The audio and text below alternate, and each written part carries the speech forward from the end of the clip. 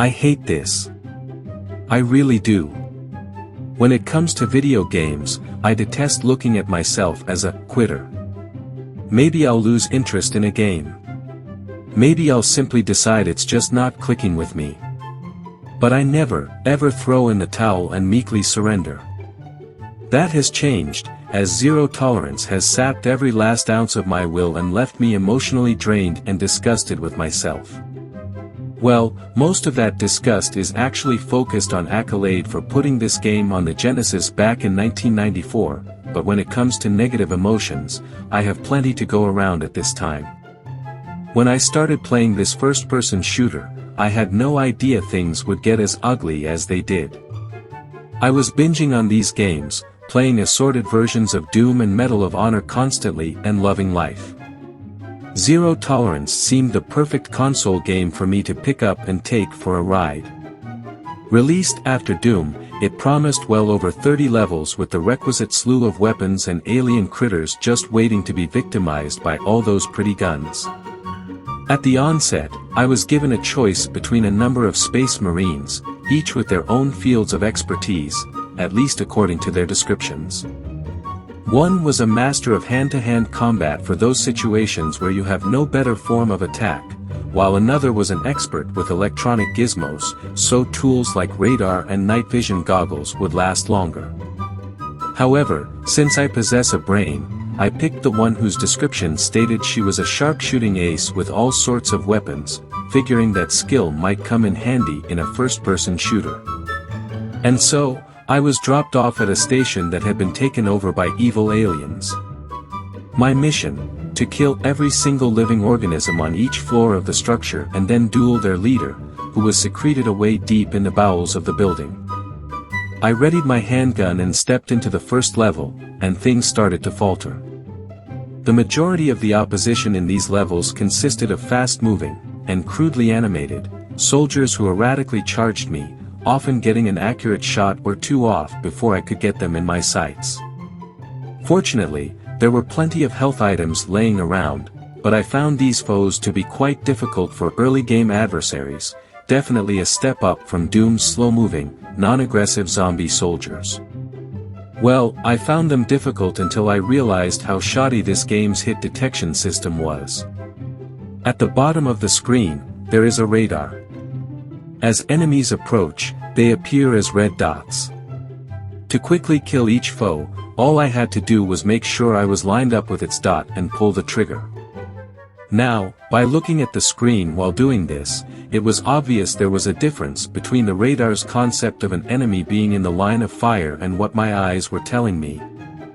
I found myself effortlessly killing foes that my gun wasn't even close to being pointed at solely because the game's radar indicated they were in range. Suddenly, those fast-moving gunmen weren't much of a challenge. As I progressed through the station, Accolade found ways to make things even easier for me. Those gunmen gradually vanished and were replaced by skittering insect-like aliens that only could attack by running into me. Instead of trying to squeeze off a couple of rounds before I was filled with lead, I could leisurely shoot these non-threatening foes. Also, each level tended to be designed the same as the previous ones, with the focus being on going through a series of large rooms with plenty of narrow corridors within each one. Most of the foes would be lurking inside those corridors waiting for me to approach them before making their move. Which was a decent, if repetitive, idea in theory. Sadly, the AI of these monsters tended to be even more pathetic than the hit detection. It seemed like many foes wouldn't move until I turned to face them. I could walk into a hallway and nothing would happen. I'd turn to the left and a monster would charge me. I'd shoot it and turn around, and another monster would pick that very moment to make its move. While I appreciated the way Accolade attempted to put me in claustrophobic situations, a lot of the effect was dispelled when enemies weren't triggered to move until I got in a position to easily dispatch them. Sadly, as I progressed through the game, these problems just got worse. The second episode started out promisingly, as I found myself going through a high-rise building contending with a very efficient alarm system. I'd be walking down a hallway, a buzzer would go off and the next thing I'd know, a couple of rooms would open up, releasing hordes of aggressive soldiers. Of course, after completing a couple of floors along those lines, things changed and I found myself walking through wide open areas with my main opposition being easy to kill attack dogs and guard robots who tended not to do much of anything. And then I reached the third episode, the one that finally destroyed any remaining desire to play Zero Tolerance. I quickly discovered this multi-level basement would be a nightmare to navigate. Hordes of enemies were packed into levels that were nothing more than a maze-like collection of narrow hallways thrown together with no rhyme or reason. The new enemy introduced here, a bug-like humanoid, followed the same pattern as the skittering aliens and attacked dogs, running straight at me, but seemed even more inept.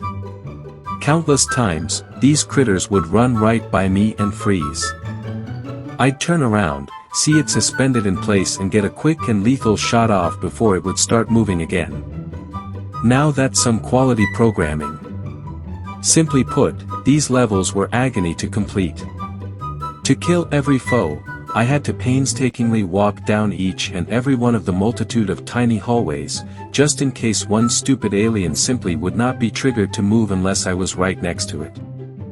I'd negotiate an entire level, only to realize I'd missed one monster, forcing me to retrace my steps until I found where the damn thing was hiding. However, no matter how annoying any of this was, I soldiered on, until I reached the 5th basement level and my spirit finally was crushed. Accolade added a new trick for this level. Not only did I have to face the usual gigantic horde of weak enemies in the same situations I'd been fighting them in for the previous 20-some levels, but I also was confronted by the realization that I was facing a severe ammo shortage. Hardly any goodies were scattered throughout this stage, causing me to expend virtually every last bullet for every single gun just to make it to the 6th level. And then a horrible thought came to me. As I mentioned before, one of the character choices is regarded as a superior hand-to-hand combatant. Was I expected to punch your way through large numbers of foes in these basement levels? Now, I don't know about you, but when I play a first-person shooter, I don't like resorting to using fists, with the exception of the Berserk power-up in Doom, of course. So, was the fact I had a total of about 7 bullets left after clearing the 5th level a sign that I was expected to start trying to go Mike Tyson on the alien menace? Or was it simply another screw-up on the part of the programmers, who'd shown a stunning amount of ineptitude on a regular basis throughout the remainder of the game? I have my guesses, but the truth may never be known. I was finally pushed to my breaking point, causing me to slump my shoulders in resignation, turn my system off and admit defeat. Just like the mighty Casey, I have struck out.